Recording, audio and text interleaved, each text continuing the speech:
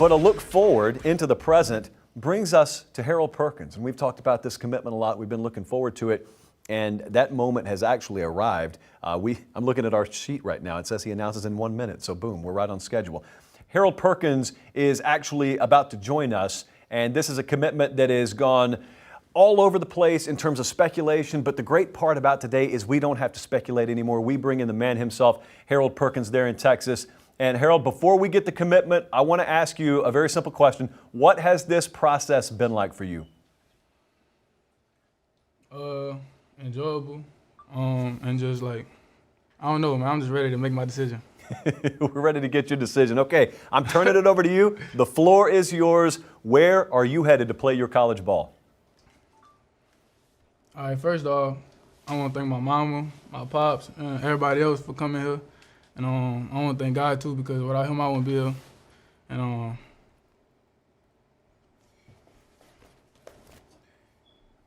nah, I ain't going to go there. I'm going back home, baby.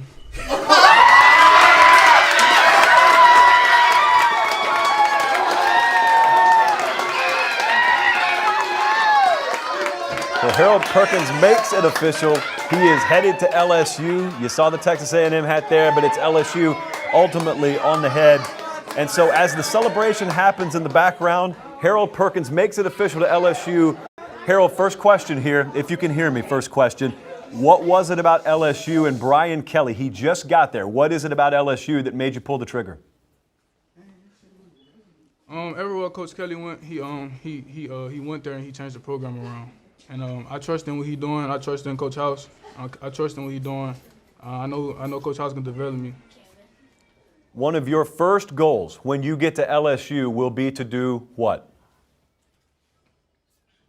My first goal at LSU when I get there, not to look at where I'm at in the line or in the spot. At the end of the day, the only thing that matters is the first game. So my first goal as a freshman is to start and go get freshman All-American. Hey, I want to ask you this too, Harold, because there have been a lot of people on the outside who have seen Brian Kelly come into LSU, and he's made a lot of noise. He's been in the headlines. Mm-hmm. He's had LSU out there. I want to know from your perspective, what's it been like to be recruited by Brian Kelly and his staff? Man, good, man. Coach Kelly and his staff bring a lot of energy. I like that he interacts with his players, and that just shows a lot about his personality. I thought he was dull and dry, but he showed me different when I was up there. Harold Perkins, man, congratulations. I know this has been a long process. You're happy to get it behind you now. So to you and the family there, start the party, go celebrate, and good luck to you in your time in Baton Rouge. Thank you. Appreciate you.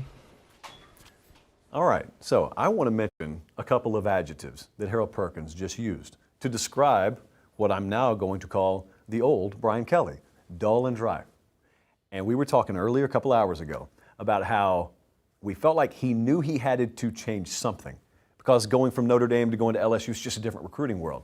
And so, I mean, he changed some things, and some people think it looks this way, some people think it looks that way. Well, I'm just telling you, we had a 5-star kid just commit to LSU, and he directly talked about how he's seen the personality change, and that appealed to him. So it doesn't really matter what Twitter thinks or what a 37-year-old dude in Vidalia, Georgia thinks. It matters what Harold Perkins thinks, and he thinks it's good enough to go to LSU. Well, I'm getting a lot of texts about the hat he selected. I don't think it was the cleanest of hats. Looked like one that he maybe got at the gas station. So maybe he didn't know what Brian Kelly was until a few days ago. It sounds like those words are true in terms of what's going on with. Well, to me, regarding the hat, it's obviously the one he wears the most, right? I mean, that hat, look, this is a guy that grew up in New Orleans, probably grew up a big LSU fan, and he'd been there a bunch, went there a lot in the spring, went there in the summer, got to go to his first night game in Baton Rouge during the season.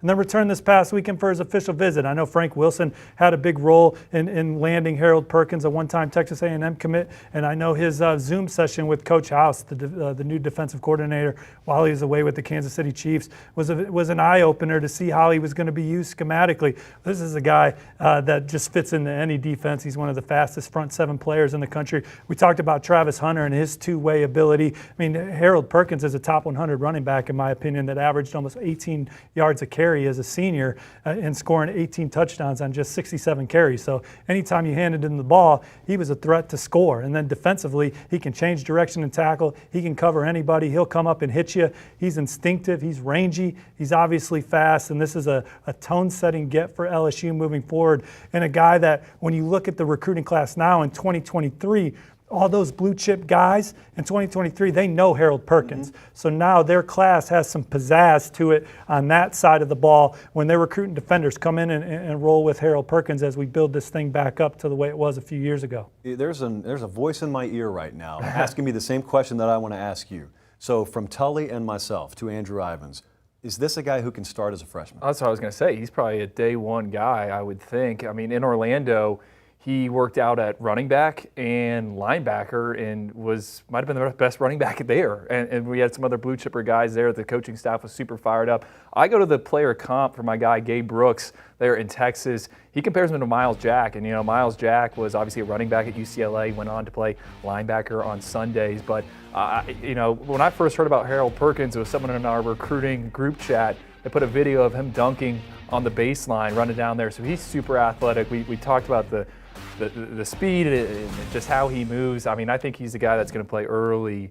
4.49 in the 40-yard dash as a linebacker. He's got some Jalen Smith type vibes to him too, pre-knee injury for Jalen Smith, who starred at running back and linebacker on the prep level as well. A lot of these highly rated guys, I mean, they're multi-position guys that you could probably project if you wanted to at a number of different places. Chris Singletary, I wanted to bring him in. He's over on the special and exclusive side studio that we haven't even been able to grace the presence of today. Hey, when you look at Harold Perkins, what kind of player do you see?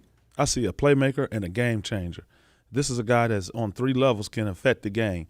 In the special teams, if he's rushing the passer on the edge, if he's playing middle backer, if he's playing wheel backer. And like Ivan said, to be honest with you, the kid could be one of the top running backs in the country. So Harold Perkins is a playmaker. He still has a lot of room to develop physically, but his athletic talent is off the charts. And it's when you watch his film, and when I saw him in person, it was very easy and very natural in the way he moved, and the way it was fluid, the way he diagnosed, and his suddenness and burst to the ball was something that really, really stood out to me when I saw Harold Perkins. So Harold Perkins, in case you're just tuning in, makes it official. He commits to LSU, and that is a big-time get. You can't overstate it. That is a big-time get for Brian Kelly. Been on the job a very short amount of time, and I think, listen, we also cannot overstate the reasons. We asked him specifically, what was it about LSU? And he said, I thought Brian Kelly was one way at Notre Dame, and turns out he's another way, Andrew. Do you think the accent helped?